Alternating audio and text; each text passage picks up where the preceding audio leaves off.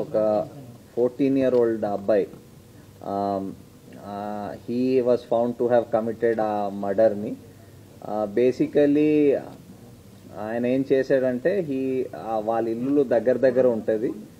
So వీళ్ళ terrace నుంచి వాళ్ళ టెర్రస్ వరకు వితౌట్ ఎనీ ప్రాబ్లం వెళ్ళిపోవచ్చు, దూకి వెళ్ళిపోవచ్చు. సో ఆయన ప్రకారం ఆయన దూకేసి అక్కడ వెళ్ళి ఒక క్రికెట్ బ్యాట్, వాళ్ళ ఇంట్లో ఒక క్రికెట్ బ్యాట్ ఉంటుంది, ఆ క్రికెట్ బ్యాట్ దొంగతనం చేయడం అని ఆయన దగ్గర పెట్టుకోవడం అని అనుకొని వెళ్ళాడు. డిసీజ్డ్ వాళ్ళ తమ్ముడు 6 years ఉంటాయి, ఈయన కలిసి క్రికెట్ ఆడేవాళ్ళు. ఆ బ్యాట్ ఈయనకి బాగా నచ్చింది, స్ట్రోక్ బాగా ఉంది, నాకు బాగా నచ్చింది, నాకు ఇవ్వు నేను కూడా ఆడుతా అంటే ఇచ్చేవాడు కదా పిల్లవాడు. సో దాంతో నేను ఎట్లయినా దాన్ని సొంతం చేసుకోవాలనే ఆలోచనతోటి 2-3 daysగా ప్లాన్ చేస్తున్నామని చెప్పాడు. దానికోసం అతను చెప్పింది ఏంటంటే ఇంట్లో ఎవరు లేరు, నార్మల్గా వీళ్ళు ఏంటంటే ఇల్లు దగ్గరికి వేసి వెళ్తారట.